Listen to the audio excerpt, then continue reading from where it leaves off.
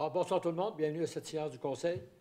Avant de commencer, je vous invite, vous les membres du Conseil, de faire une courte réflexion sur la portée du serment que nous avons fait lors de notre dernière élection, soit d'exercer nos fonctions avec honnêteté et justice dans le respect de la loi et du code d'éthique et de déontologie des élus.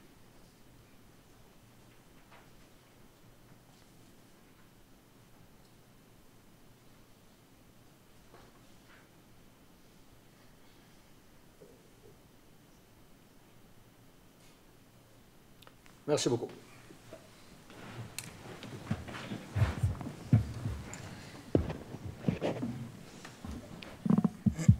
Alors, bonsoir tout le monde. Bienvenue à cette séance encore une fois. Bienvenue à ceux qui...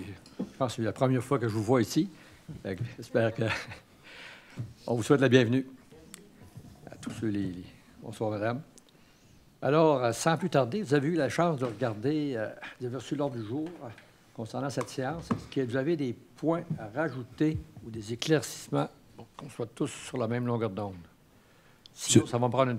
En fait, M. le maire, il y aurait une résolution ajoutée à 8.11. Ce serait l'adjudication du contrat pour la fourniture et l'installation d'une benne de paysagistes. J'ai proposé l'ouverture. Alors, proposé par Mme Bougie. Je veux l'appuyer. Appuyé par M. Duval. Merci. Non, vous avez eu les minutes de la dernière séance qui s'est tenue ici le 13 mai dernier. Est-ce que vous avez des questions, des éclaircissements concernant cette proposition? Sinon, proposé par M. Thomasin. Appuyé. Appuyé par M. Radman. Alors, changement de personnel pour le prochain point. Vous savez, nous devons déposer le rapport de l'auditeur indépendant sur les états financiers. Alors, j'inviterai Mme Veilleux à nous donner un aperçu de ce qui s'est passé dans l'année 2023 au niveau financier. Parfait. Donc, on va y aller avec le PowerPoint. Je ne sais pas si on va pouvoir le voir à l'écran. Donc, si on y va à la page 2, au niveau des faits saillants de l'exercice 2023, c'est des états financiers qui se sont terminés au 31 décembre 2023. L'excédent de fonctionnement de l'exercice est de 6 millions. Nous avons eu des revenus au cours de l'exercice de 60,6 millions, des dépenses pour 54,5 millions. Nous avons investi au niveau des immobilisations pour 19,9 millions. De ce montant-là, il y a eu 91 qui ont été investis. C'était des infrastructures. Ensuite, notre dette nette est de 29,2 millions. Au niveau des revenus, comment que les revenus se sont divisés? On a eu des revenus de taxes et de compensation tenant lieu de taxes pour 47,6 millions, ce qui représente 83 des revenus. Nous avons eu des transferts qui consistent en des revenus de subvention, 1,45 millions pour 3 des services rendus pour 1,9 millions, qui représente aussi 3 imposition de droit, 3,7 millions pour 7 des revenus, et autres revenus, qui incluent surtout les revenus des loisirs, 2,5 millions pour 4 Si on regarde au niveau de l'analyse des revenus, nous avions budgété des revenus pour 57,6 millions. Nous avons eu des revenus réels de 60,6 millions. L'écart, c'est une augmentation de revenus de 3 millions. Les principales variations, c'est surtout au niveau des revenus de taxes foncières. Et on a eu une augmentation de 1,3 million. Imposition de droits, les droits de mutation, 286 000 de plus en revenus. On a eu des autres revenus d'intérêt supplémentaires de 1 million et autres revenus de 200 000 de plus. Au niveau des répartitions des dépenses, la rémunération a totalisé 14,4 millions pour 26 les charges sociales, 3,1 millions pour 6 les biens et services, 21,4 millions pour 39 le service de dette, 7,9 millions pour 15 contribution à des organismes, 6,7 millions pour 14 et autres dépenses, 30 000 qui est en dessous de 1 Au niveau de l'analyse des dépenses, les dépenses budgétées étaient de 55,6 millions. Les dépenses réelles ont été de 54,5 millions, donc une baisse de 3,1 millions par rapport à ce qui était budgété. Les principales variations, Entretien et réparation des équipements, bâtiments, véhicules, pièces et accessoires, une baisse de 230 000 Des frais de financement et remboursement de la dette à long terme ont été moindres de 665 000 Les honoraires professionnels ont été moindres de 478 000 et des provisions diverses moindres de 1,4 million. Au niveau des investissements, là, les immobilisations, on a investi 19,8 millions en 2023. La Ville en a payé 11,6 millions et nous avons reçu des subventions ou des revenus de tiers de 8,2 millions. Les principaux projets, où il y a eu des travaux d'infrastructure, là, les routes, surtout l'aqueduc et l'égout, 18,1 millions. Ensuite, on a aussi l'usine d'épuration qui est là-dedans. Ameublement et équipement de bureau, 400 000. Équipement et machinerie, 700 000. Et des véhicules pour 300 000. Nos surplus accumulés et nos fonds réservés au 31 décembre 2023. On a un excédent de fonctionnement non affecté de 9,1 millions. Des fonds réservés des grands projets pour 10,9 millions. Fonds réservés desservis aqueduc et égouts, 505 000. Fonds réservés usine de filtration, 216 000. Fonds environnement, 2,2 millions. Et un fonds réservé pour les élections de 149 000. Si on veut savoir notre surplus libre, c'est le surplus qu'on pourra dépenser là, dans les futures années. Investir, pas dépenser. Ouais. Investir. Investir dans les immobilisations surtout. On commence avec notre excédent de fonctionnement, 9,1 millions. On soustrait notre virement au fonds réservé des grands projets de 50 3 millions. Ensuite, on fait un virement au fonds réservé usine de filtration, 256 000. On fait un virement au fonds réservé des services aqueduc et égouts, 197 000. Et puis, on a une réserve de contingence qui est de 5 3,1 millions. Donc, ce qui reste pour investir, c'est un surplus libre de 2,5 millions. Finalement, l'endettement total net à long terme, notre dette à long terme est de 76,9 millions. On déduit des soldes disponibles pour le remboursement de règlement d'emprunt fermé de 937 000. Ce que le gouvernement du Québec va nous verser dans les prochaines années en subvention contre la dette, 19,9 millions. Des montants non utilisés d'emprunt, 461 000. Et notre total d'endettement total net à long terme au 31 décembre 2023, 55,6 millions. Donc, ça fait le tour, M. Morin. Alors, merci, Mme Veilleux. Écoutez, maintenant, vous avez entendu la description des faits selon les normes comptables. Maintenant, nous allons avoir la version du Conseil. Alors, d'accord, tout le Conseil, on est heureux de vous présenter les états financiers de l'année 2023. Ce rapport vous offre une vision détaillée de la santé financière de notre municipalité, reflétant notre engagement à la transparence, la rigueur et la responsabilité. Néanmoins, il est essentiel de reconnaître les défis auxquels nous sommes confrontés depuis la fin de la COVID-19. Les fluctuations économiques et les pressions budgétaires externes continuent de présenter des défis, mais les membres de votre conseil de ville demeurent résolus à naviguer avec prudence et responsabilité financière. Alors, je suis fier de dire que nos finances municipales sont solides et très bien gérées par nos spécialistes de la finance, Mme Veilleux, je partais pour dire la capitaine Veilleux, mais Mme Veilleux et son équipe, et la direction générale, M. Poulain et son équipe aussi. En 2023, nous avons maintenu un budget équilibré tout en continuant à fournir des services de qualité à tous nos citoyens. Nos revenus ont été investis de manière responsable pour améliorer notre communauté, spécialement concernant l'entretien de nos infrastructures, telles que décrites par Mme Veilleux, l'achat d'équipements et de véhicules et le soutien à nos organismes communautaires, culturels et sportifs.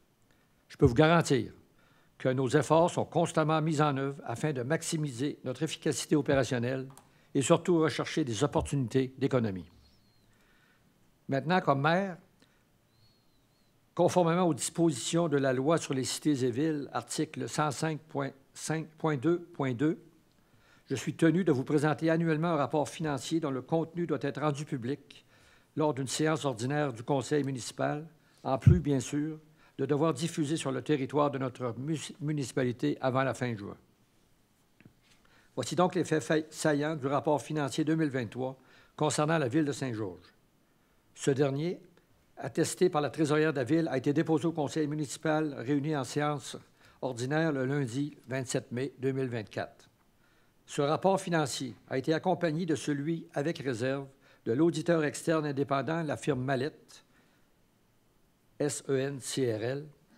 Selon l'avis de cette dernière, à l'exception des incidences éventuelles du problème décrit dans la section fondement de l'opinion avec réserve du présent rapport, les états financiers consolidés ci-joints donnent dans tous leurs aspects significatifs une image fidèle de la situation financière de la Ville au 31 décembre 2023, ainsi que des résultats de ses activités, de la variation de ses actifs financiers nets, des gains et pertes de réévaluation et de ses flux de trésorerie pour l'exercice terminé à cette date, conformément aux normes comptables canadiennes pour le secteur public.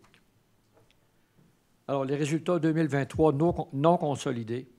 L'exercice financier 2023 s'est soldé par un excédent de fonctionnement non consolidé à des fins fiscales de 6 065 278 $. Ça, c'est basé sur des revenus de 60 569 516 et des dépenses de 54 504 238.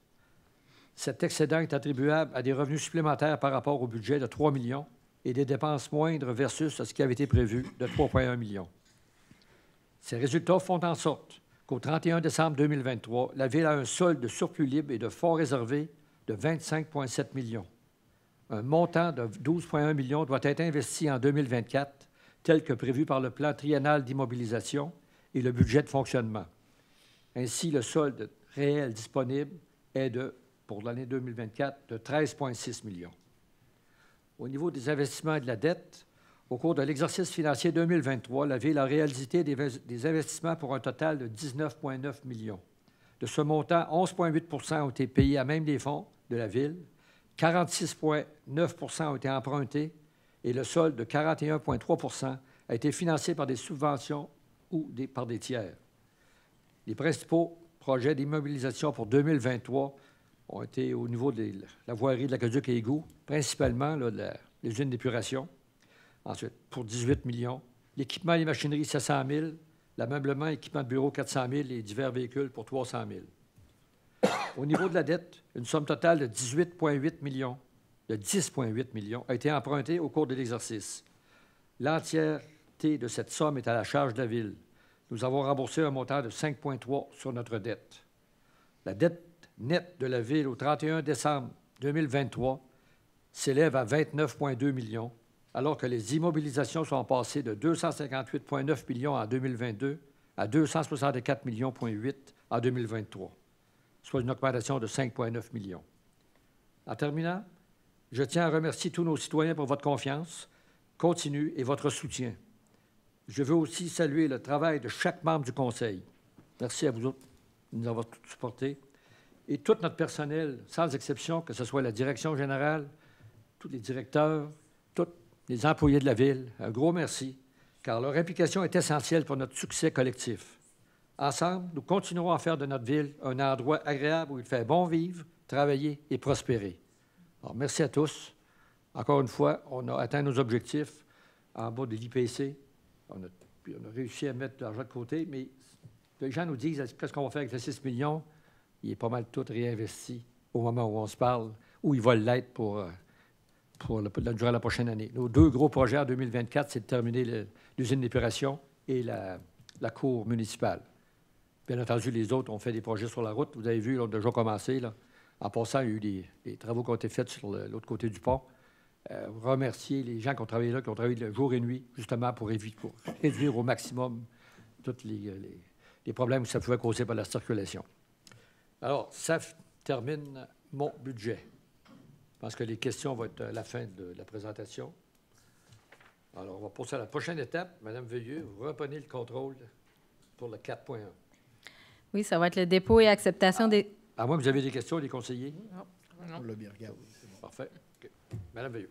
Dépôt et acceptation des états financiers pour l'année 2023.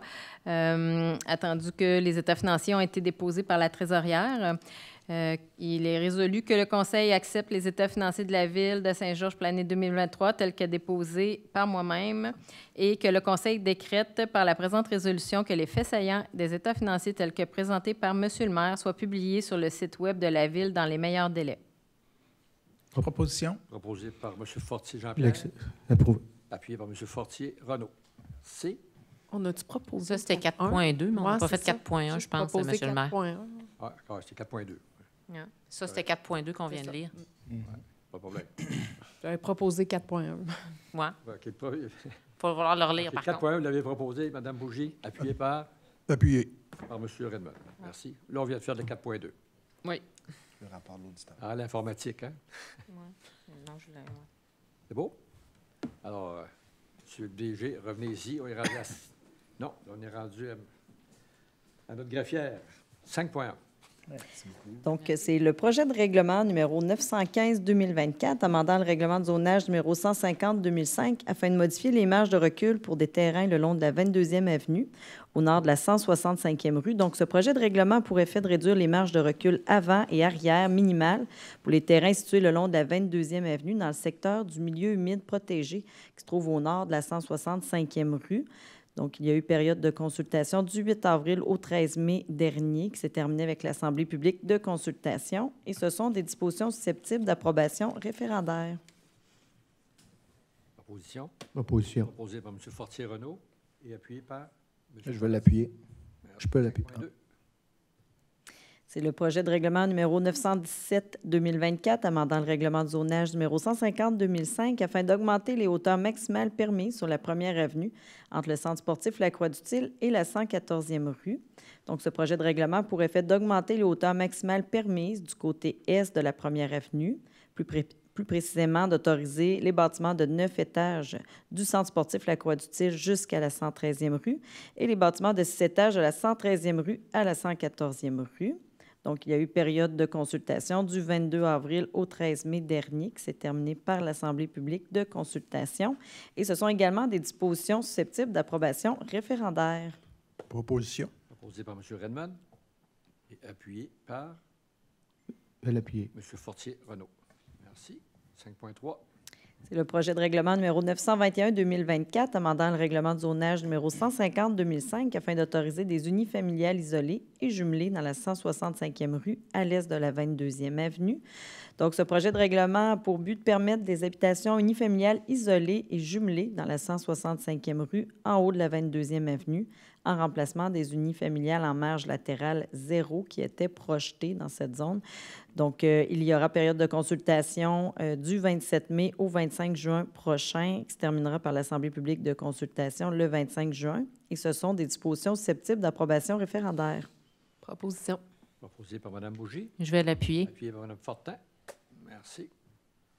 Dans les avis de motion, 6.1. C'est le projet de règlement 915-2024 que j'ai présenté à 5.1. Avis de motion.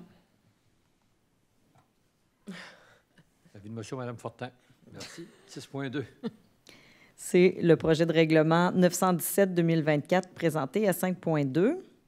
Avis de motion par M. Thomasin. Et 6.3. C'est le projet de règlement numéro 922-2024 relatif au remplacement des branchements privés d'eau potable en plomb. Donc, attendu que le règlement sur la qualité de l'eau potable impose aux municipalités la détection et la vérification du plomb et du cuivre dans l'eau potable fournie dans nos réseaux de distribution, tandis que le plomb est un matériel interdit pour un branchement d'eau privée et que la Ville désire éliminer toute trace de plomb dans l'eau potable pour tous ses citoyens. Donc, c'est pour assurer la correction des branchements privés existants en plomb qu'il est nécessaire d'adopter ce règlement. Avis de motion. L'avis de motion est donné par M. Duval. Merci. L'adoption des résolutions, M. le DG, 8.1. Il n'y a pas les règlements Nourrir ce avant. règlement. Item 7. Tu avais passé 7. 7.1. Ah bon, on va aller me coucher, là. OK, allez-y. 7.1. Donc, le projet de règlement numéro 918-2024 amendant le règlement relatif au plan d'implantation et d'intégration architecturale PIIA applicable au centre-ville numéro 483-2012 afin de modifier le territoire d'application. Donc, ce règlement a pour objet de retirer les terrains situés du côté est de la première avenue entre le 111-21 première avenue et la 113e rue du territoire d'application du plan d'implantation et d'intégration architecturale. Il y a eu période de consultation du 22 avril au 13 mai et ce n'était pas des dispositions susceptibles d'approbation référendaire. Proposition. Proposé par M. Fortier. Et Je appuyé, vais l'appuyer. appuyé par Mme Bougie. Merci. 7.2. C'est le projet de règlement numéro 919-2024, amendant les règlements numéro 656-2017 et 687-2017 concernant la revitalisation des bâtiments du centre-ville. Donc, le règlement a pour but là, de modifier là, le plan de l'annexe 1 de chacun de ces règlements là, afin de retirer, là, encore une fois, là, les terrains situés au nord de la 113e rue, donc entre le 111-21 Première Avenue et la 113e rue. Proposition. Proposé par M. Duval. Je vais. Ah. Non. Oui, je le propose ou je l'appuie. Et appuyé par Je M. l'appuie. Duval. Merci. 7.3. C'est le projet de règlement numéro 920-2024 relatif au rejet dans les réseaux d'égouts de la ville de Saint-Georges. Donc, le ministère de l'Environnement et de la lutte contre les changements climatiques, de la faune et des parcs et le ministère des Affaires municipales ont procédé à la modernisation là, de leur propre modèle de règlement relatif au rejet dans les réseaux d'égouts afin de réduire les contaminants à la source. La Ville avait déposé là, un plan d'action à cet effet-là en 2022. Donc, le règlement fait partie là, de ce plan d'action afin de moderniser l'ancien règlement 76-2003 qui va être remplacé par celui-ci. Et entre la présentation de ce projet de règlement et aujourd'hui, là, il y a eu une petite précision là, d'apporter une modification au règlement afin de préciser là, la signification là, du terme DBO 5C, si je le dis bien. Donc, c'est le seul ajout qu'il y a eu depuis. Proposition. Proposé par Mme Fortin. Appuyé. Appuyé par M. Redmond. Merci. Là, nous sommes rendus au DG 8.1. Alors, c'est l'approbation du paiement des comptes. C'est pour les périodes du 3 au 16 mai 2024. C'est un montant d'1 664 742,5 $. Proposition. Proposé par Mme Bougie. Je vais l'appuyer. Appuyé par M. Perron. 8.2. Adjudication du contrat pour le transport des enfants par autobus pour des sorties diverses. Nous sommes allés en soumission sur invitation auprès de 3 entreprises. Nous avons reçu une soumission. Autobus Breton Incorporé, 29 761,28 $. La soumission est conforme. La résolution vise à adjuger le contrat. C'est pour le transport des enfants là, dans le cadre d'activités au niveau des camps de jour cet été. Alors, donc, pour une période de 12 mois qui va débuter le 20 juin 2024, payable à même le budget de fonctionnement. Proposition. Proposé par M. Duval. Oui. Non. Tu sport ici. Un de chaque bord. Non, mais parce que là, proposé par M. Thomasin, appuyé par Je vais l'appuyer. M. Duval. 8.3. C'est l'autorisation de conclure un contrat de gré à gré pour la pose de béton bitumineux sur la route 271. Alors, la Ville a réalisé, en fait, des travaux de nuit pour le remplacement de conduites d'eau et d'égouts sanitaires à la sortie du pont David-Roy de la fin de semaine qui vient de se terminer. Pour minimiser l'impact sur la circulation, la Ville a demandé aux entreprises locales de pavage d'ouvrir le plan de pavage pour ces travaux. L'entreprise Pavage Sartiguin est la seule qui a été en mesure de fournir ce service pour un montant de 33 480,72 $, qui inclut les taxes. La résolution vise à ce que le Conseil là, accepte là, la conclusion de ce contrat qui s'est fait de gré à gré. C'est payable à même le fonds réservé à Caduc et Égouts. Et je le rappelle, le pavage s'est fait cette nuit. Ça l'a permis de réouvrir l'intersection du côté ouest pour le matin. Proposition. Proposé par M. Fortier-Renaud et appuyé par M. Fortier-Jean-Pierre. Merci. 8.4. Oui, alors suite à l'adoption des états financiers, c'est pour affecter un montant de 256 655 au fonds pour les immobilisations à l'usine d'épuration. Proposition. Proposé par M. Redmond. Appuyé par Je vais l'appuyer. Mme Bougie. Merci. 8.5. Alors, cette fois-ci, c'est une affectation de 197 522 au fonds pour les immobilisations en aqueduc et égouts sanitaires suite au dépôt des états financiers. Proposition. Proposé par Mme Fortin, appuyé par M. Thomasin. Merci. 8.5. C'est la résiliation du contrat pour la fourniture de services de contrôle des infractions en matière de stationnement. Attendu la résolution 23-136-84 qui octroyait le contrat pour le service de contrôle des infractions en matière de stationnement à l'entreprise Sécurité 3S Incorporée pour une période de 12 mois, se terminant le 20 novembre prochain. Attendu que plusieurs interventions aient été faites afin de régulariser des manquements au contrat et que le contrat contienne une clause de résiliation sans motif permettant à la Ville de le résilier. La résolution vise donc à ce que le Conseil résilie le contrat adjugé à Sécurité 3S Incorporée au terme de la résolution 23-136-84 qui avait été adoptée le 10 octobre 2023 pour la fourniture de ce service, et ce, à compter du 1er juin, que le Conseil accepte de rembourser le dépôt de soumission à l'entreprise Sécurité 3S. Proposition. Proposé par M. Duval. Appuyé par M. Fortin. M. Thomasin. J'ai changé de voix.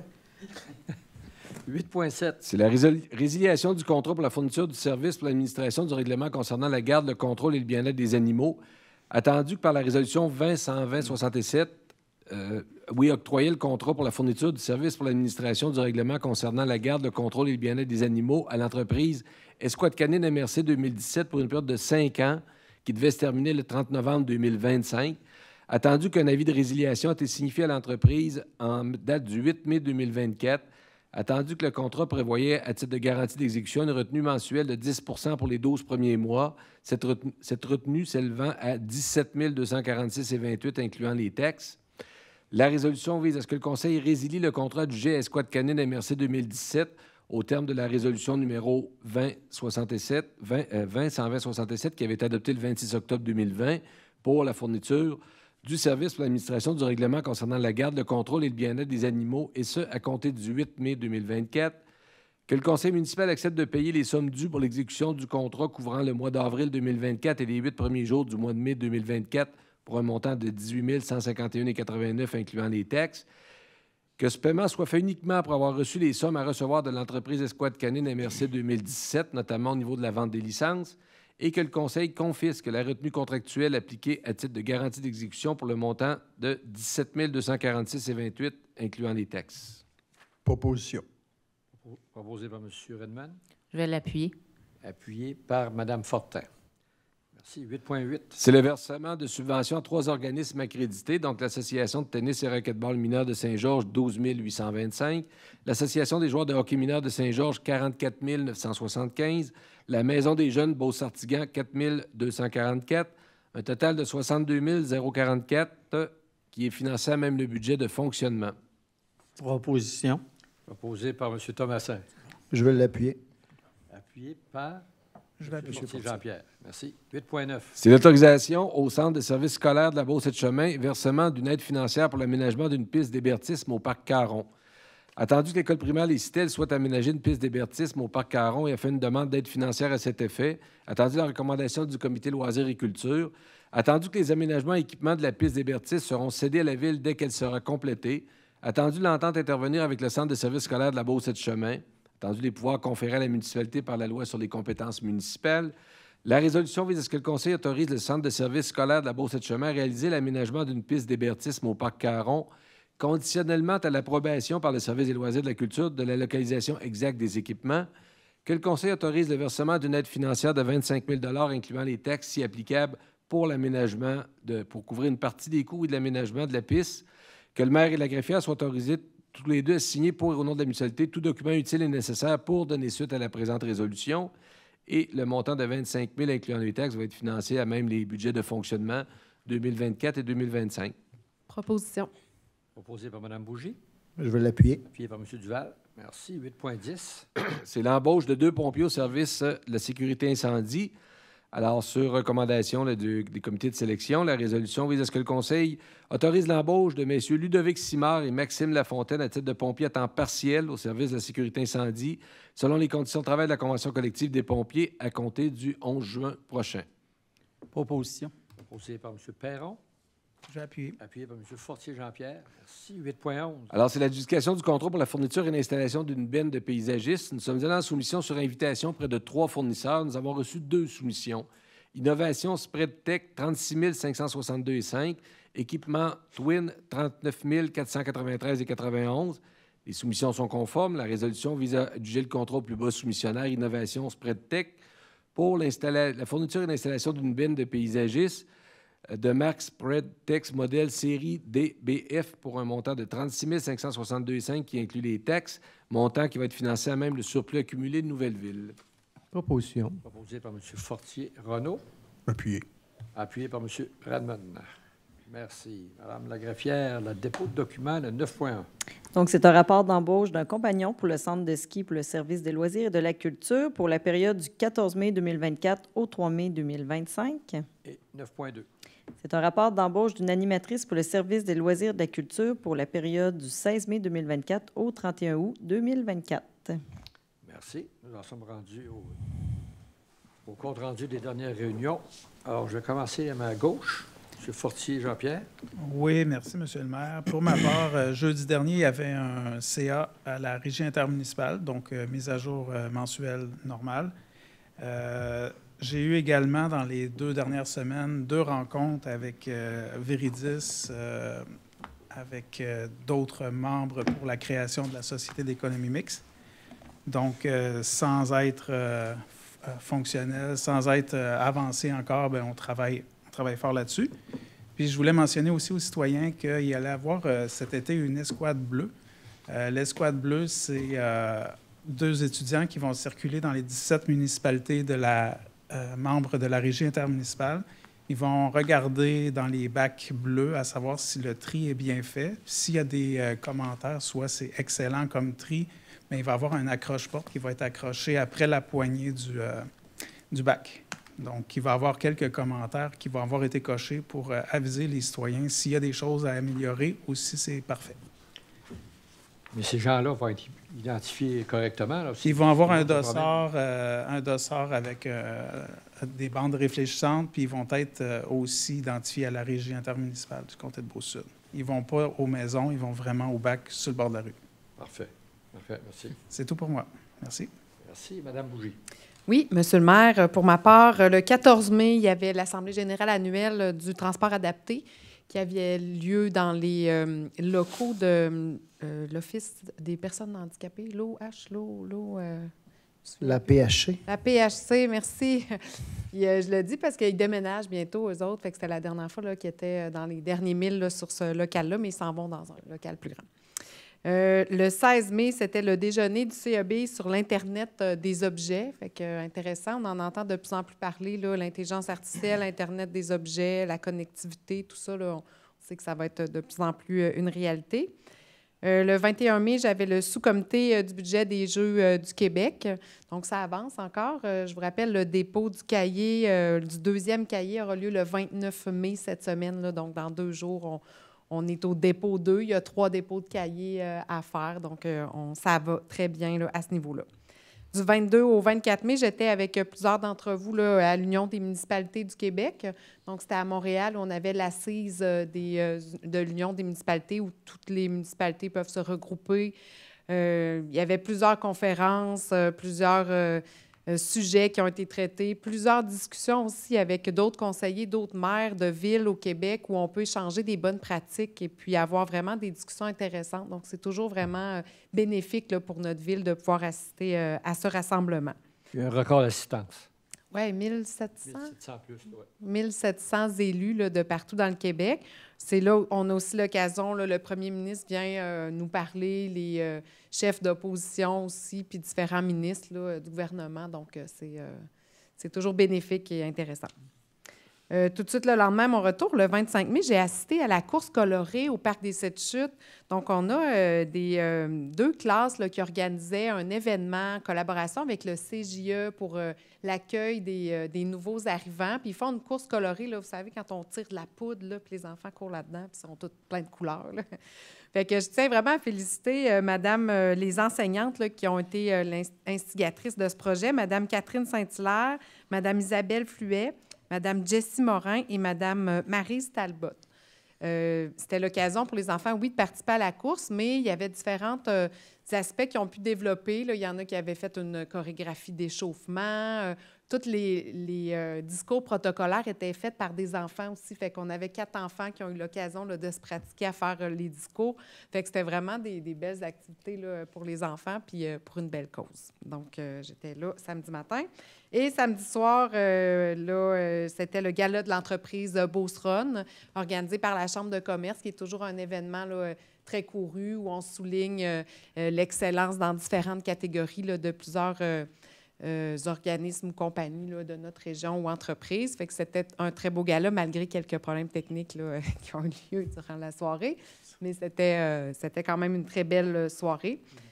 Et aujourd'hui, j'avais des entrevues. On commence les entrevues pour le régisseur parc au service des loisirs. Donc, c'était le début de ces entrevues-là. Puis en terminant, je vais vous rappeler que du 6 au 9 juin, bien, c'est le Solstice Festival qui va avoir lieu à l'espace Carpe Diem, donc un festival qui qui prend de l'ampleur, un festival interculturel qui permet de découvrir différentes cultures, goûter différentes choses. Donc, vraiment, c'est l'occasion là, d'avoir quelque chose de différent là, aussi. En fait, c'est différent à chaque fois, l'espace Carpe Diem. C'est toujours très agréable, mais je vous invite, là, ça, c'est le prochain qui aura lieu, le Solstice Festival. Voilà, merci. Toujours aussi occupé, Mme Bougie? Oui. Bien. Monsieur Redmond. Oui, M. le maire. Pour la course colorée, Mme Bougie, il a fallu que je mette des couvertures dans mon automobile pour ramener mes petits-enfants. C'était coloré. Il n'y aura pas de comité consultatif d'urbanisme cette semaine. Il n'y a aucun sujet qui dérogeait de la normalité. Je suis allé aussi au congrès de l'Union des municipalités du Québec. On a eu des vrais bancs, des bonnes informations sur différents sujets. Moi, qu'est-ce qui m'a attiré beaucoup, c'est la sécurité informatique, nos fameux hackers. C'est un problème qu'il faut prendre très au sérieux. Puis, je parlais avec notre directeur de l'informatique, justement, ce matin. On est assez bien structuré de ce côté-là. Félicitations aux gens de l'informatique. D'ailleurs, M. Redmond doit ajouter qu'on a servi de cobaye pour qu'on a essayé d'être hacké Saint-Georges. Et puis, j'ai eu un compte-rendu du responsable au niveau de l'Union des municipalités du Québec qui nous a dit qu'il avait beaucoup apprécié notre participation à ça, puis qu'on était vraiment protégés ici. Là. Effectivement, c'est ce que Thomas nous mentionnait ce matin. C'était vraiment bien. On est bien positionné de ce côté-là avec le peu d'effectifs qu'on a. Je suis aussi sur le comité de sélection pour un nouvel analyste programmeur. Ça fait partie là, de l'augmentation. Là, Il faut se positionner pour l'intelligence artificielle. On va vers ça parce que de plus en plus, c'est vers là que ça va. On veut que la ville suive, là, être en avant des autres, là, mais au moins suivre tout le monde. J'aimerais parler de qu'est-ce qui s'en vient un peu dans les travaux, le 10e avenue du côté est. Du 28 au 31 mai, ça commence demain entre la 81e et la 90e rue. Des travaux importants d'asphaltage. Puis, le lendemain, entre la 127 et la 159e rue, il va y avoir d'énormes travaux d'asphaltage. Donc, si vous pouvez éviter ces coins-là durant le temps que ça se passe, ce ne serait pas une mauvaise idée. Ensuite... Pouvez-vous expliquer comment on fonctionne des fois? Parce qu'on se fait accuser de dire qu'on met de l'asphalte sur les lignes blanches, là.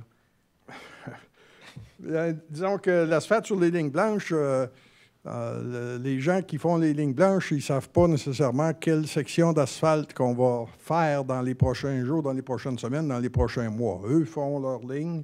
Et puis, les gens d'asphalte, bien, des fois, par après, ça peut arriver qu'ils passent par-dessus, mais c'est quand même des événements rares. C'est pas notre responsabilité, là. C'est pas la ville, c'est surtout le ministère des Transports. Exact. C'est nous autres qui se fait... C'est nous autres qui se fait agacer un peu avec ça, là. C'est pas méchant, mais disons que souvent, ça ne nous touche pas du tout. Nous autres, si vous permettez, M. Redmond, dans le fond, là, la ville, on donne des contrats de rapiessage. Oui, ça va arriver avec des petites pièces d'asphalte que la ligne peut être effacée en partie, mais comme présentement, on fait des gros travaux là, sur la 8e avenue, puis on va en faire sur la 10e avenue. Okay? Donc, c'est évident que le lignage va se faire après. On essaie, lorsque les entrepreneurs sont disponibles, de faire l'asphalte, surtout les grands travaux de pavage, en début d'été pour en profiter au moins et laisser le temps après de faire le lignage. Parce que déjà, après la première hiver, là, ça l'a diminué. Mais il y a plus de coordination au sein de la ville que d'autres routes, on va dire. Effectivement. Merci. Barrage gonflable va être déployé à la fin du mois de juillet seulement pour stabiliser les berges. C'est des travaux là, qui sont nécessaires. Donc, il va y avoir un petit peu moins d'eau dans la rivière aller jusqu'au début juillet, mais faites-vous-en pas, ça va gonfler à nouveau.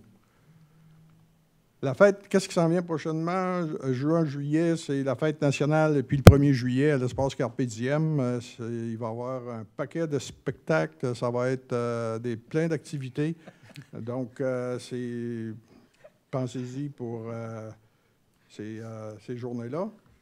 Ensuite, le bulletin municipal est sorti la semaine dernière. Prenez-en connaissance. Donc, c'est ce que j'avais à dire. Il y a un paquet de numéros de téléphone qui sont importants dans le bulletin municipal. On demande aux gens de le garder à leur possession.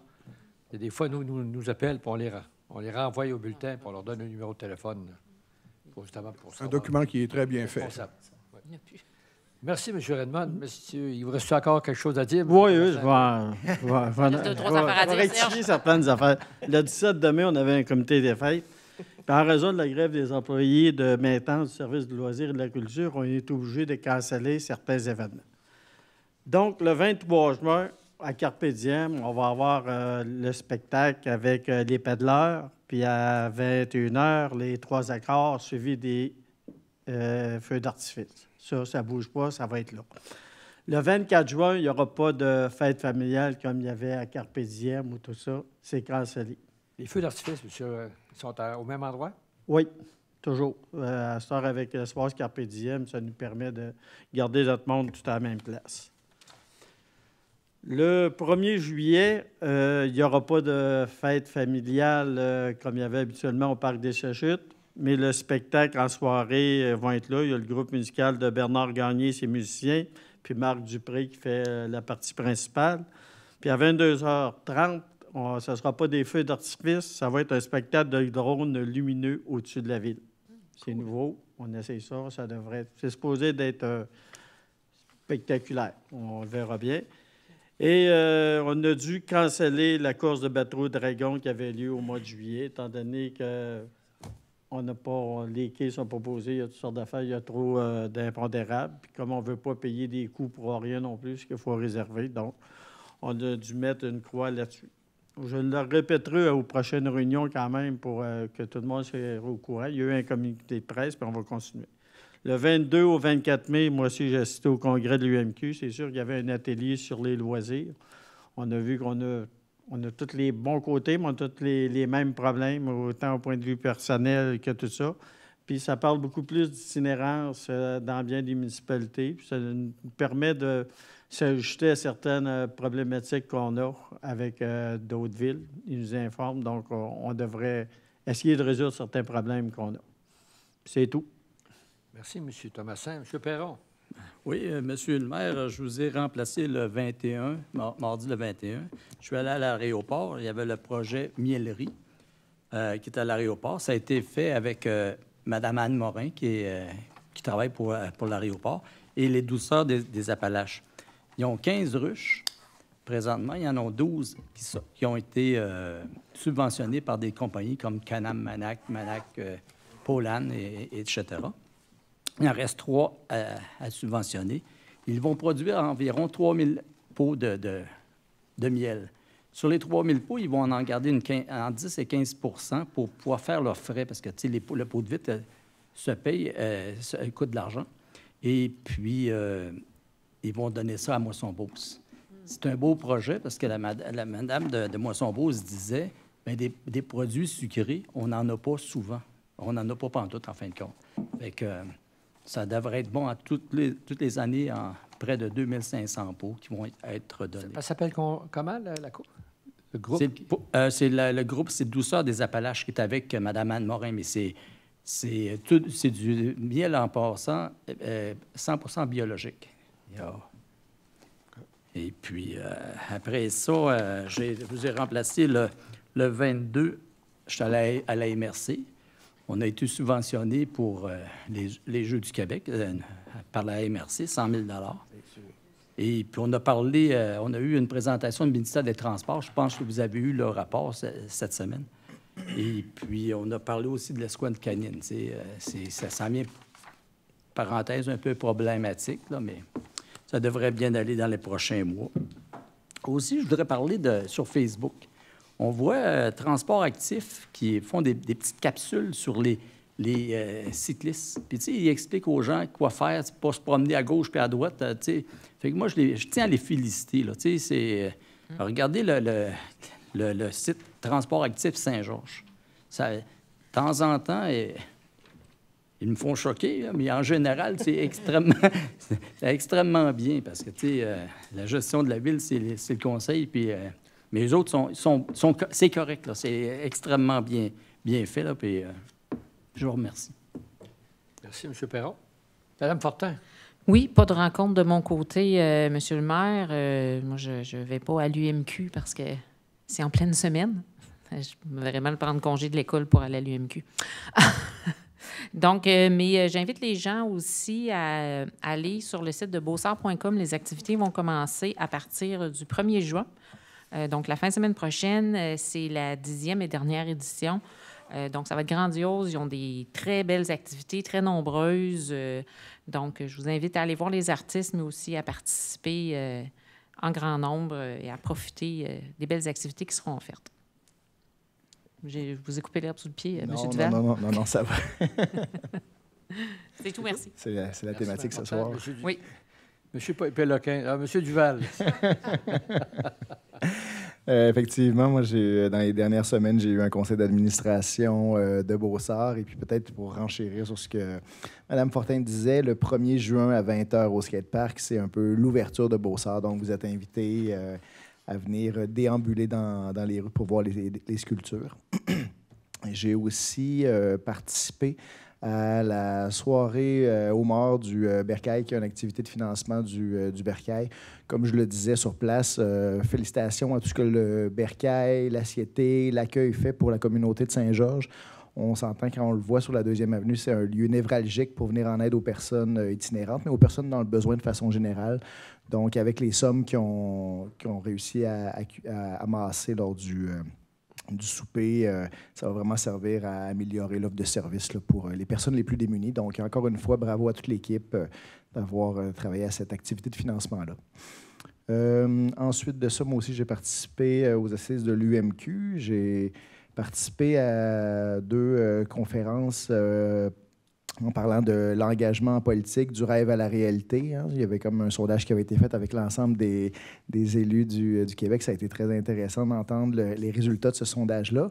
Pas toujours simple d'être élu au Québec. Hein. Vous le savez, avec le nouveau projet de loi qui s'en vient, ça vient encadrer certains éléments. Et j'ai aussi eu la chance de participer à l'avenir des loisirs municipaux, qui parle justement des loisirs municipaux, beaucoup dans une optique d'inclusion des personnes immigrantes. Il y a vraiment des facteurs sociaux qui sont importants aussi à considérer à travers les loisirs. Donc, c'est important effectivement de prendre connaissance de toute cette évolution-là. J'ai aussi participé à la course colorée, comme papa, je devrais dire. Et Mme Manon, bien que votre discours ait été très intéressant, je dois lever mon chapeau au discours des jeunes qui ont pris la parole. Effectivement, c'était magnifique, c'était beau de les voir. Puis effectivement, bravo à toutes les 2 classes de l'École Dionne, l'École des Stèles qui ont participé à ça. C'était un très beau, très bel événement, festif, dans le bonheur, dans le plaisir, dans l'accueil de tous. Bravo, je vais être là l'année prochaine. Il y avait plus de 500 enfants inscrits. Oui, 600 personnes à la fin, là, ce qu'ils ont dit, 600 personnes au total. Là. Vraiment bravo. Vous avez vu de la belle température? Il faisait très beau. Oui. Il fait beau, oui. Ça fait le tour de mon côté. Merci, M. Duval. M. Fortier. C'est bien. Oui, moi, le 16 mai, déjeuner du CEB, l'intelligence artificielle, l'Internet des objets, intéressant. Il faut y penser. Il faut toujours aller voir qu'est-ce qui se fait à ce niveau-là. En soirée, le 16 mai, j'étais au Centre Fremco à Saint-Joseph pour la soirée reconnaissance des organismes communautaires avec la Corporation de développement communautaire qui faisait une soirée de reconnaissance. Très intéressant.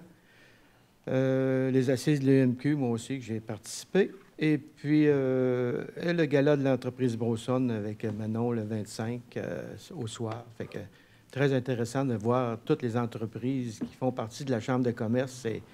Ça bouge partout. C'est des entreprises avec des jeunes entrepreneurs. Ça fait que c'est de toute beauté de voir ça. Ça fait que on reste surpris de tous les domaines qu'il peut y avoir environ 15 km². Là. C'est l'enfer. En tout cas, félicitations. Puis, lâchez pas. Ça en prend. J'ai une question, Mme Bougie. Est-ce que M. Fortier s'est acheté une cravate pour la soirée? Il s'était bien habillé. Ah oui. Merci. Il avait trouvé une cravate. Merci, M. C'était une joke qu'on avait en venant de l'UMQ qui parlait de cravate pour le gala. J'avais demandé à M. le maire si ça prenait une cravate et il dit que ça serait préférable. Merci, M. Fortier. De mon côté, il y a eu plusieurs rencontres aussi. Le 14 mai, J'avais un conseil d'administration avec la MRC qui préparait la rencontre du lendemain. Là, on a eu le 15, on a eu un conseil des maires spécial pour autoriser les rénovations qui allaient se produire à la bâtisse aux infrastructures de la MRC.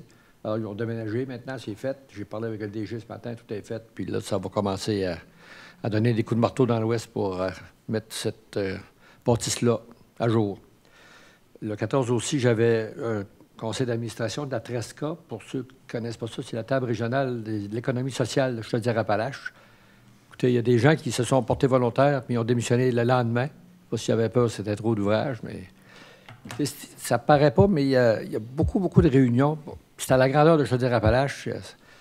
La Caisse des Jardins fait partie de ça. C'est toutes les coopératives qui sont impliquées là-dedans. Ça aide à trouver du financement pour ceux qui veulent se partir, des petites coopératives, des petites OBNL. Là. Alors, ça aide beaucoup. C'est intéressant. 16 mai, on a eu la signature de la Convention collective des pompiers. Le 18 mai, j'ai couru avec le Rotary. Il y avait une levée de fonds pour le Rotary. C'est passé à Carpe Diem. Puis le soir même, j'avais la revue annuelle du cérémonial des corps de cadets 26-25, corps de l'armée de terre. C'est beaucoup plus... J'avais assisté il y a 15 jours à l'aviation. Écoutez, je dois le dire, je ne sais pas s'il y en a qui m'écoutent des cadets, mais on a assisté à une compétition de militaires, de drill, là. Je ne sais pas comment on dit ça en français, là, mais... L'exercice militaire. L'exercice militaire. J'avais, même avec 32 ans de service, j'ai vu rarement ça. Les petits jeunes comme ça, là, pendant 40 minutes, ils ont fait une série d'exercices, là. Beaucoup. Beaucoup, là. Beaucoup apprécié de la foule, et puis c'était vraiment, là, sur le point, là, c'était parfait. Elle aurait pu les remplacer par Regarde en rouge.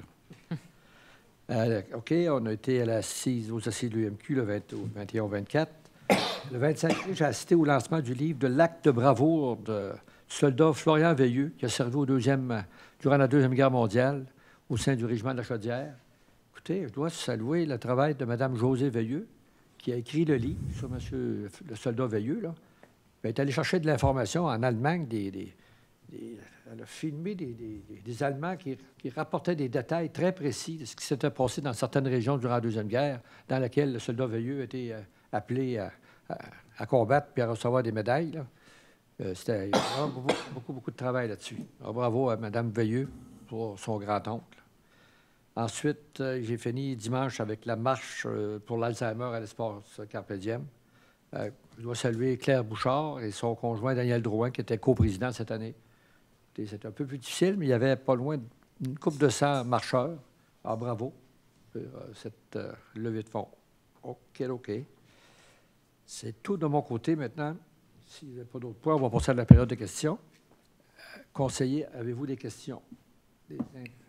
Des interrogations, des commentaires, tout ce qui a été dit. Maintenant, les citoyens qui assistent ici, s'ils ont des questions, des commentaires à poser, la procédure, vous allez au micro, vous vous identifiez et vous posez votre question. Non, ça va bien aller, madame. Faites-vous-en pas, ça va bien aller. Faites oublier les journalistes. Mon nom est Claire Morissette. Oui. Avant de faire ma revendication, je veux vous dire que je suis une grande utilisatrice des parcs de la région. Je marche énormément, que ce soit au parc des Séchutes, aux passerelles. De ce temps-ci, c'est 2-3 fois par jour. Et je rends grâce aux membres du conseil, ceux qui vous ont précédé, parce que pour moi, c'est une vraie richesse. Vraiment, je me sens comblée. Je pense qu'il n'y a pas beaucoup de villes de notre grosseur qui ont des parcs comme ceux qu'on a. Alors, voilà. Dans l'éclaireur Progrès du 22 mai dernier, on lisait que suite à la séance du conseil municipal du 13 mai, M. le maire n'a pas caché sa fatigue face au conflit syndical qui perdure. Sachez, M. Morin, que du côté des citoyens, plusieurs sont inquiets et frustrés de la situation. Comme le disait Mme Anne-Marie Mathieu lors du dernier conseil, avec la grève des employés des services des loisirs et culture, on prend effectivement la population en otage. Je ne suis pas qualifiée en matière de négociation au niveau des conflits syndicaux. Toutefois, j'espère que tout est fait de part et d'autre pour en venir à un règlement dans les meilleurs délais. Je pense qu'il est encore possible de sauver la saison au niveau des jeux d'eau et des piscines. Ça fait 40 ans que j'ai une carte loisir et peut-être même un peu plus, et je me baigne à tous les jours durant l'été. Alors, sachez que je suis pas mal débobinée. Je suis probablement pas la seule, mais ça me désorganise pas à peu près. Parce que moi, j'allais à la piscine, j'apportais ma chaise, j'apportais mon livre, je me baignais 1 heure et je profitais de relaxer sur le bord de la piscine. Alors, je pense aussi à tous les jeunes qui vont au parc et qui vont être privés de piscine. Et je pense au jeu d'eau, qui est une activité gratuite et que beaucoup de gens peuvent en profiter pour s'amuser et se rafraîchir gratuitement. Alors, c'est ma revendication. Je sais que vous ne pouvez pas faire des miracles, mais je voulais vraiment témoigner que je suis insatisfaite et qu'il y en a beaucoup d'autres, il y a beaucoup de nageurs qui, comme moi, en profitaient. Alors, c'est pas une question comme telle, comme une constatation. Puis l'autre chose que je veux vous demander, c'est est-ce que vous avez pensé à un dédommagement quelconque pour les gens qui ont une carte loisir et puis qui ne peuvent pas l'utiliser? Parce que comme moi, ma carte loisir a fini tout le temps à la fin du mois d'août. Fait que là, je me serais baignée tout l'été, puis ma carte loisir était déjà payée. Puis là, elle ne sert pas à grand-chose. Oui, regardez, madame, il est prévu que lorsque la grève sera terminée, qu'il va y avoir une annonce de fait et qu'effectivement, les cartes loisirs, s'ils ont été amputées de 6 mois de service, elles seront prolongées. OK. OK, en temps et lieu. Est-ce qu'elle est prolongée? Parce que comme moi, au mois de septembre, octobre, novembre, décembre, je n'ai pas besoin de ma carte loisir. Est-ce qu'il y aura possibilité, si moi je veux la renouveler au mois de juin l'année prochaine? On va s'organiser. Okay. On va s'organiser, là, et les citoyens ne seront pas perdants là-dessus. Puis pour les piscines, bien là, c'est sûr qu'il n'y a pas de piscine au moment où on se parle. Puis est-ce que vous avez encore de l'espoir ou si l'espoir est pas mal... Moi, personnellement, je ne peux pas répondre parce que convoqué un tribunal fait que, suite à mes déclarations. Là, fait que, parce que je pense mais je peux vous dire que l'effort, le conseil est unanime, on veut que ça revienne le plus vite possible. J'ai fait des recherches sur Internet et puis c'est déjà arrivé en Gatineau qui était venu pour avoir une grève que les piscines ont fermé. Finalement, ça s'est réglé. C'est déjà arrivé à Sherbrooke. Finalement, ça s'est réglé. Et ça serait plate qu'on gagnerait la palme avec un tel conflit. En tout cas, c'était mon point de vue. Écoutez, madame, on a surtout qu'on traverse une période de pandémie qui a duré 2 ans, qu'on était fermé constamment aussi. Mais je peux vous dire, à l'UMQ, on a rencontré plusieurs maires qui sont dans des situations exactement comme la nôtre. Okay. Alors, il y a une poussée. Okay. Merci beaucoup, madame, pour le commentaire. Est-ce qu'il y a d'autres personnes qui veulent... Oui, madame. Bonjour, je m'appelle Kelly Leclerc. Je ne sais pas si j'ai pas saisi votre nom. Kelly Leclerc. Okay. Moi, je fais juste poser la question. Je connais pas non plus toutes les choses. Des jeux d'eau en sous-traitance, est-ce que ça se fait? On n'a pas le droit, madame. Pas le droit. J'étais là, la piscine, je comprends qu'il y a un sauveteur puis que c'est plus d'entretien. J'étais là, des jeux d'eau l'été. Ouais. Là. Les jeux d'eau, ce qui arrive, c'est qu'au niveau responsabilité, c'est qu'il faut qu'il y ait quelqu'un le matin qui aille le voir. Exemple, s'il n'y a pas d'éclat de verre qui s'est fait, etc., si tout fonctionne bien. Fait que les jeux d'eau, c'est une compagnie spécialisée qui les part. Ce qui veut dire que si jamais il y avait un règlement de la grève, ça pourrait partir plus vite que les piscines. Mais effectivement, là, c'est une question de responsabilité puis de surveillance, etc.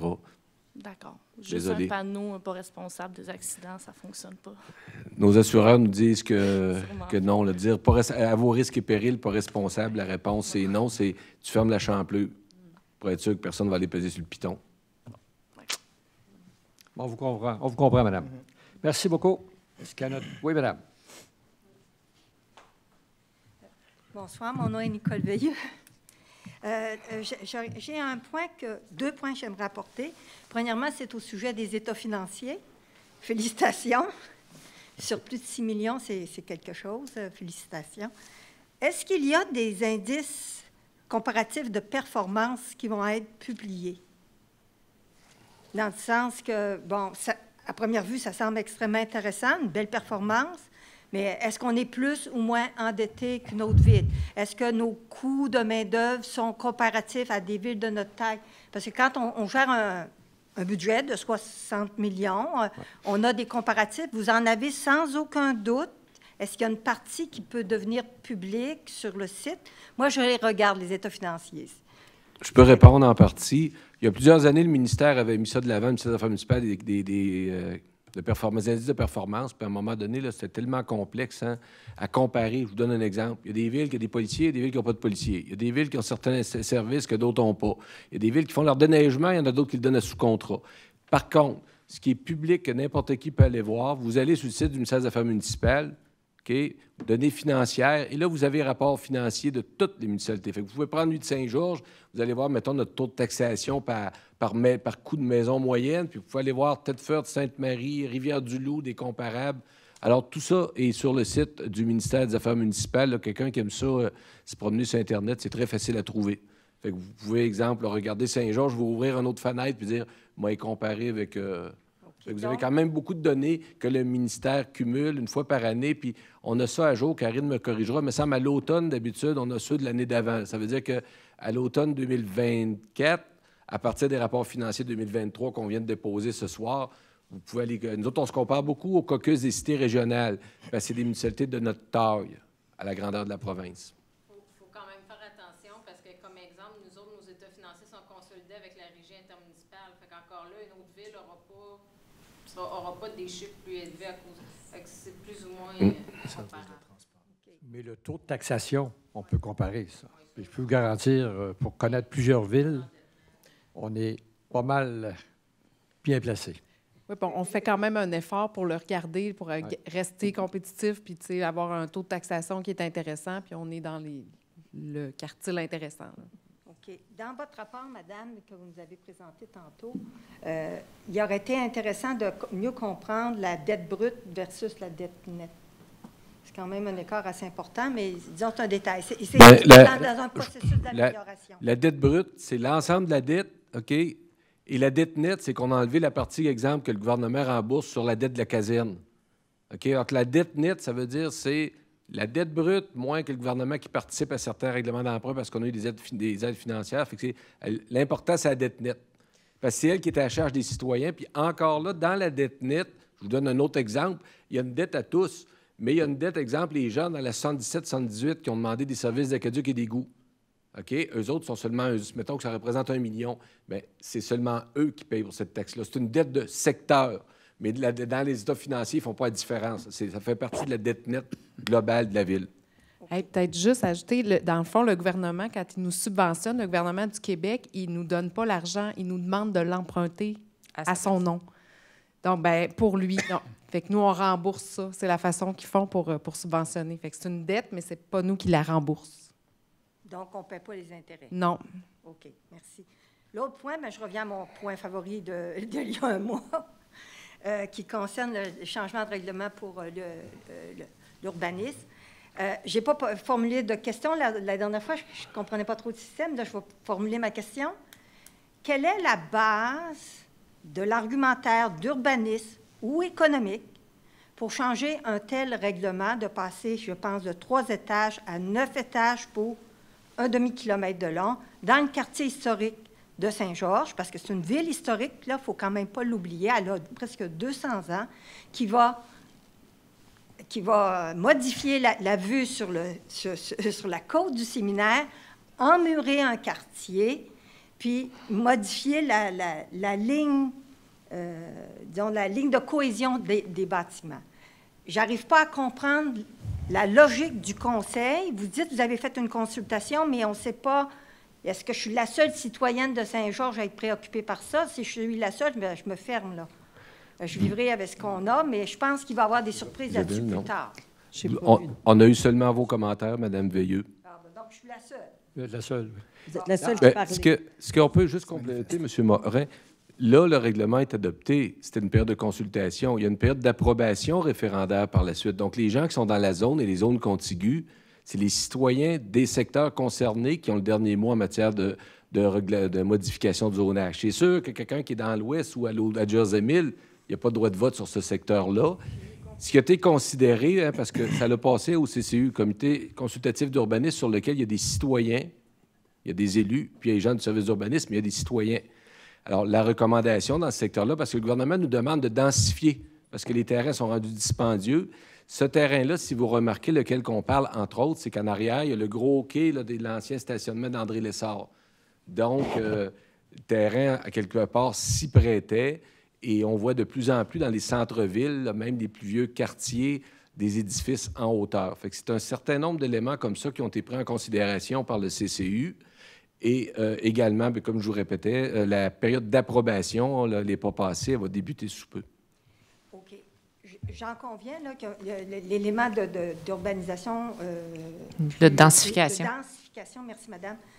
et en est un, c'est un argument économique, ça, je le comprends. Mais entre 3, 6 qui est la norme, excepté Georgeville qui a sa place, sans aucun doute, mais placer un mur de Georgeville, sa première avenue, il me semble qu'il y aurait... Il y a une ligne à passer entre le 3, le 6 qu'on a sa première avenue, puis un 9. Si je suis la seule à chialer, là... Bien, j'ai pas eu d'autres commentaires. On n'a pas eu d'autres commentaires, Mme la greffière. Ça ne circule pas. Bien là, la procédure est suivie comme on doit la suivre. La publication des avis publics, ça passe 2 fois en séance. Il y a une période de consultation. J'ai bien regardé et c'est fait avec... Parfaitement, parfaitement. Mais les gens aujourd'hui, les gens de ma génération, on lit ces choses-là. Les plus jeunes, c'est pas là qu'ils sont, ils sont sur les réseaux sociaux. Le débat des réseaux sociaux, moi, j'en ai soulevé un petit. Je peux vous dire que 90% des gens étaient de mon avis, que ça n'avait pas de sens. Mais est-ce qu'ils sont au conseil? Il n'y en a pas un. Je suis la seule qui est venue. Mais j'ai eu 22 commentaires, puis 40 supports de pouces là, dans 2 jours. Ça fait que c'est pour vous dire que l'endroit où on place l'information, il va y avoir de la réaction. Et c'est un legs. C'est un legs. Bon. Là, je ne reviendrai pas brailler la prochaine fois. Non. Vous avez le droit à la liberté d'expression. Mais la façon que ça fonctionne, c'est que le promoteur nous présente des projets. Puis nous, c'est sûr que là, on ne bâtira pas dans la rue. Là. Puis il y a une certaine réglementation. Lorsqu'il faut changer les besoins, mais on fait des demandes de dérogation, comme on fait des consultations et tout. Puis s'il y a des gens dans le secteur contigu qui s'opposent, on respecte ça. C'est arrivé à d'autres endroits dans la ville. Que des quartiers résidentiels ne voulaient pas avoir de blocs dans leur coin. Puis on est obligé de reculer. T'sais, on aurait pu foncer, mais... Mais monsieur le maire, je comprends que c'est les gens qui sont en arrière, qui vont se faire emmurer, qui vont le droit de créer un avis de contestation officiel. Oui. Mais nous sommes citoyens de la ville. Je suis d'accord. C'est ça, nous sommes citoyens. Et partout dans l'Ouest, moi j'habite l'Ouest, c'est la côte du séminaire que je vois. Vous, dans l'Est, vous voyez la belle côte de l'hôpital. 40 ans. Qui est magnifique. Puis, évidemment, l'église, là. C'est au-delà de les 2-3 rues qui vont être emmurées, qui, je pense, le citoyen, de façon générale, a quelque chose à dire, puis que vous êtes responsable du legs qui va être laissé. Oui, tout à fait. Je veux bien qu'un promoteur me dise que ça prend du 15 étages. Plus que le terrain est petit, puis plus il peut monter en hauteur, tant mieux pour lui, c'est rentable.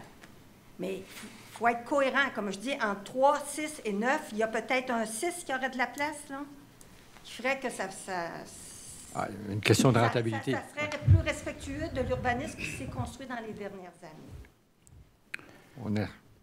Normalement, ce qu'on regarde, puis peut-être que M. Redmond pourrait le préciser, mais d'habitude, on regarde toujours la distance, la hauteur des plafonds. Puis si on regarde en arrière, il y a le muret, il y a le stationnement qui est là, il y a le stationnement. Après ça, ça remonte. Il y a le taxibus, puis après ça, ça remonte. Et là, c'est des blocs appartements. Même les maisons patrimoniales, comme vous dites, là, sont plus vers le sud de la 2e avenue. Donc, c'est sûr qu'ils ne seront pas cachés par le bloc. Et il y a toujours la possibilité d'aller les voir. Je ne sais pas si ça avait bien été regardé. Oui, il y a eu une étude de hauteur comme ça qui a été faite. Mais évidemment, il faut que ça passe comme vous l'avez expliqué. Là, il y a d'autres étapes avant que le projet se fasse. Puis si les gens du quartier votent contre le projet, bien, le projet ne se fera probablement pas. Non, puis dans les simulations qui vous ont été déposées et qui ont été regardées, là, ça ne cachera pas le séminaire. Là. Ça, c'est pas si haut que ça. Là. Non. Je vais vous rassurer, Mme Veilleux, je demeure dans ce coin-là. Je reste sur la 2e avenue, puis ce bloc-là va être... Je reste pas loin du taxibus. Il y a des maisons que j'enlèverais avant celle-là, là, à ce coin-là. Moi, je pense qu'il faut mesurer, mesurer dans le sens... le projet, probablement... Je l'ai vu, je suis allée... je viens pas ici parce que je n'ai pas fait de devoir. Je suis allée à l'urbanisme. Les vues de hauteur n'étaient pas disponibles. On vous entend plus, par exemple. Je suis allée à l'urbanisme, j'ai vu le projet. C'est un projet très urbain, très moderne. Ça détonne un peu, mais c'est quand même acceptable. C'est la hauteur qui est problématique. Et non, le service d'urbanisme n'avait pas la vue de tranchée pour voir l'impact sur la côte du séminaire. Tu sais, après 30 ans, je pense que les condos du séminaire ont été construits. La première chose que les citoyens nous parlent quand on parle d'urbanisme à Saint-Georges, on parle de ça. Fait qu'il ne faut pas laisser un autre legs comme ça. Vous êtes responsable, vous êtes les dieux, les prunelles des citoyens. Puis selon le contexte, bien, vous pouvez peut-être voter, mais moi, dans l'Ouest, je ne peux pas voter, puis c'est ça que je veux voir. Puis pas juste ça. Quand on marche sur les belles passerelles que la dame a parlé, là, tu vas voir arriver un mur de 9 étages devant toi. C'est totalement disproportionné en termes d'urbanisme. Je ne suis pas sûre, moi, que votre service d'urbanisme a recommandé ça. Comme dans un bon conseil, il a dit qu'il ne signait pas le document. Alors, mais un autre aspect, Mme Veilleux, qu'il faut considérer, c'est on veut amener du monde au centre-ville. On veut densifier. Et puis, si les promoteurs, s'ils construisaient des petites maisons, ça ne sera pas rentable pour eux. Ils veulent rentabiliser aussi leurs investissements. Je suis d'accord avec vous, M. le maire, mais entre 3, qui est la norme, le 6, le 9, mais peut-être que le 6 peut être correct. Bien là, il faudrait demander au promoteur si... Oui, mais est-ce que c'est le promoteur qui doit décider du legs d'urbanisme pour la ville ou c'est vous qui nous représentez? Ultimement, c'est nous autres qui décident. Le promoteur, il va vous monter ça 15 étages. Là. Ultimement, c'est nous autres qui décident. C'est 15 étages, puis plus ils peuvent monter haut, ça ne dérange pas. C'est l'aspect de rentabilité. Comme j'ai dit la dernière fois, moi, je pense qu'il devrait avoir une stratégie pour trouver un quartier pour les placer, ces buildings-là. On m'a dit que c'était compliqué à l'urbanisme, là, je le sais, mais ça vaudrait peut-être la peine de revoir un deuxième et une troisième fois pour les regrouper pour donner une belle hauteur et que ça soit cohérent. Puis pas les mettre partout dans la ville et surtout dans le quartier historique. Parce qu'elle est historique, notre ville. Je ne suis pas un expert, mais le mur de bloc, là, qui est en avant du taxibus... Ça fait 3 étages. Ah, c'est plus que 3 étages. Bien, il est collé après l'habitation, là, HLM ou je ne sais trop. C'est 3 étages qui est là. Puis il est collé sur le mur. Quand on donne la perspective, si on marche les passerelles, on le voit, c'est 3 étages. Okay. Pour arriver top, là. Oui. Mais normalement, on bâtit au-dessus du terrain, là, en haut, là. Oui, mais là, on parle... 3 étages arrivent au top, comme à la 2e avenue. 6... Ça. Tu montes un peu, mais 9, tu es rendu au plafond. Oui, mais le plafond, là, 3 étages supplémentaires, le dernier 3 étages, c'est comme si on bâtissait un 3 étages sur la 2e avenue. C'est exactement ça. On a le modèle au coin. Moi, ma maison, c'est 3 étages sur la 2e avenue. Vous allez avoir une vue sur votre toit. Non, mais je veux dire, si on est au-dessus là, de 3 étages. Ben, le reste, c'est dans le trou. Là. Regardez, comme Manac, c'est 7 étages, Manac, là. 7. Mais on va voir 2 étages au-dessus de la route. Il fait sur 7 étages parce qu'il est complètement dans le trou. Là. Ben, moi, j'en ai calculé 6 pour Manac. Puis tu fais 6 puis 3. Ça, c'est Canam. Ça, c'est Canam, vous parlez. Ouais, Manac, le building de la première avenue. Oui, c'est Manac, à Canam. C'est 6 étages. Lui, il ne se marie pas fort avec le reste. Là. Mais... C'est pour ça qu'il faut faire attention aux legs qui vont être construits. Il faut être très prudent. C'est une belle ville, puis il faut y faire attention. On va prendre un verre ensemble dans 10 ans. Vous allez voir, on va être Mme Veilleux, vous allez dire, puis ça va se développer, parce que le monde attire le monde. Hein. C'est automatique, ça. Il y a d'autres projets sur la première avenue. Vous le savez, il y a eu des incendies, de la gauche par la droite. Il y a un paquet de projets qui s'en viennent. Là. Ils ne bâtiront pas des petits bungalows, là, ça va être... On va densifier le centre-ville pour amener du monde au centre-ville. Une ville qui se meurt, c'est un centre-ville qui se meurt. Je comprends ça, là. Puis je comprends le développement économique. Je comprends très bien ça. Mais là, c'est une période de questions. Là, on est rendu compte de bas.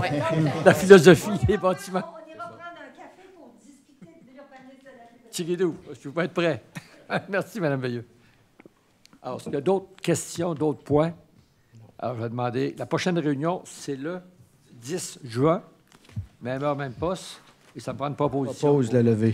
Je vais l'appuyer. Appuyé, proposé par M. Fortier-Renaud et appuyé par Mme Fortin. Merci beaucoup. Merci. Et au 10 juin.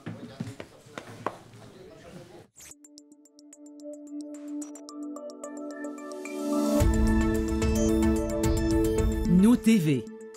Ensemble pour notre communauté.